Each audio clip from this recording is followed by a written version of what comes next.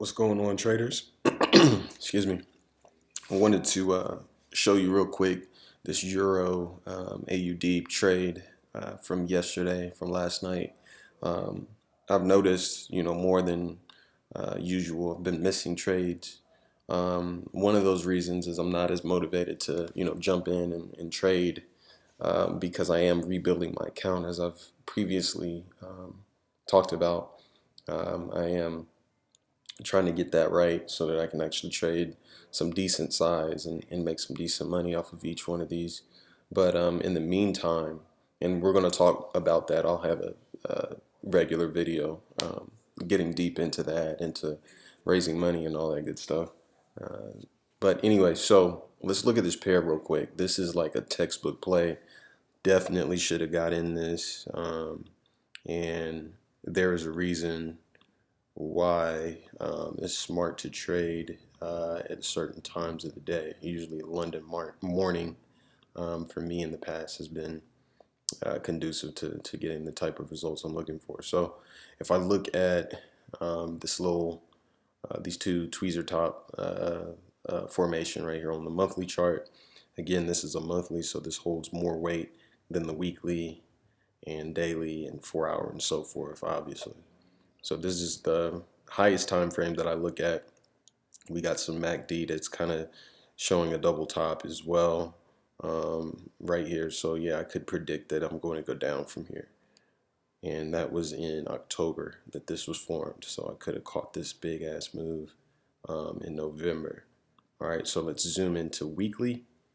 And we're going to see that right after that double top formed. So these are the bars that actually formed the not double top, I'm sorry, tweezer top that we just looked at, just so you can get a grasp of that. So these that are circled are 2 bars, but when you go to the weekly, that equals approximately 8 bars. 1, 2, 3, 4, 5, 6, 7, 8. So 2 months worth of bars. Okay, and this is how it looks when you break down, and then we're going to break down further to daily. And when you look at the daily, it looks like a double top almost. You saw it break right through that 50 EMA, which is usually when we're taking shorter term positions, we're looking for a breakthrough of this level retest. We got both of those. We saw a break, we saw a retest, and then we saw it go right down. So maybe there's a advanced breakout that happens here as far as getting in, and then there's a more safe position to be had here.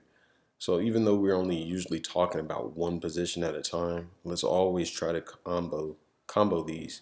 So it's one of the things I learned from Infinite Prosperity when Irek Piekarski was over there. He had what's called the Irek combo. I think he still trades it. I got to see in his new course or whatever.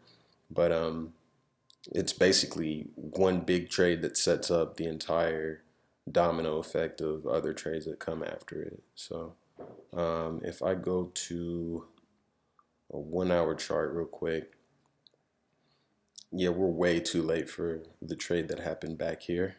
I'm going to look at that in a little bit. But last night, there was kind of like some residual effects of that. Even though we had a large move back, pull back here, extended level, and then a really hard pullback, we still have some downward momentum based on intraday. So if I look at MACD signal, I'm going to see right here that we're downward sloping, and this is definitely something you want to see. Just another confluence factor to consider. So the price action kind of shows that it might roll over, it might not, type of thing. You see this 50 as a support, and price is kind of respecting it. You're not necessarily looking for a large drop downwards, but MACD kind of shows momentum, and this signal lets us know that there is a drop here. And so I mentioned that I missed this trade, and I've been missing trades. So if we look at the timestamp way down here, that's 2 o'clock in the morning, and this is 3 o'clock in the morning when the actual move happened. So technically I would have needed to place like a pivot order.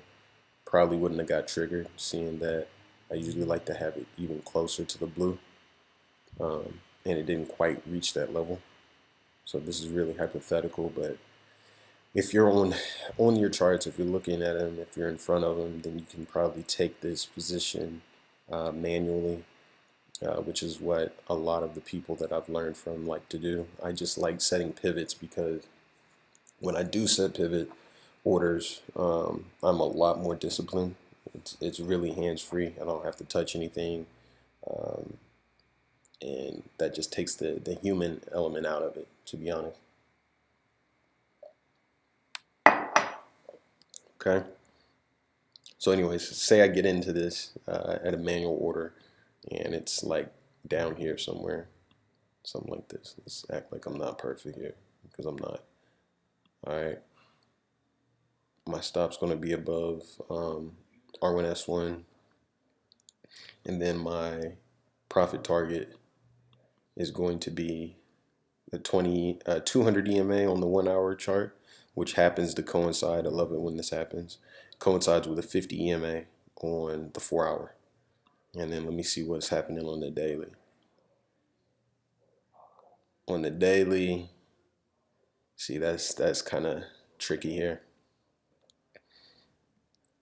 So this is what let me try to get better. Here we go. Okay.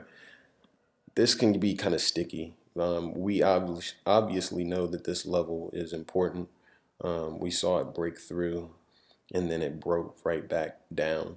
Um, this level, we really want to see the daily reject this area. It did reject. This is a rejection candle, make no mistake about that, but it's above the 50 EMA. So you want it to be like right in here, just really showing another factor of confluence. The signal itself is a confluence factor that shows us, hey, we're going to go down. We're going to probably go ahead and reverse right here. Okay.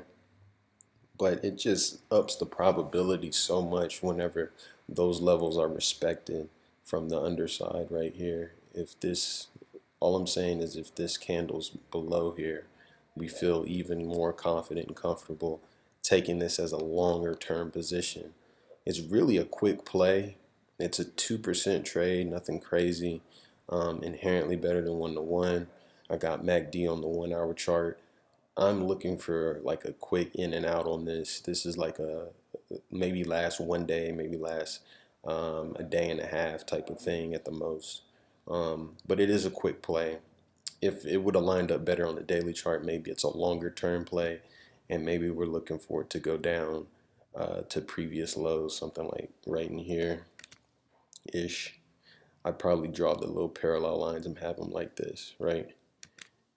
And shade it out. So maybe right in here. So that's like a way bigger trade, obviously. So if you look at, this is what I just drew on the daily. Instead of a 2% play, we're looking at like a 7% play. That's all it is. It's a big deal though. It's something you want to consider. So anyways, it is a short term because of that. Sometimes it doesn't line up exactly perfect, but I would say that this type of trade is probably like a B or a B plus maybe. Anyways, let me know what you think in the comment section. Did you take this trade? Did you find it? Did you see it? Are you finding trades? And like me, kind of sitting it out right now.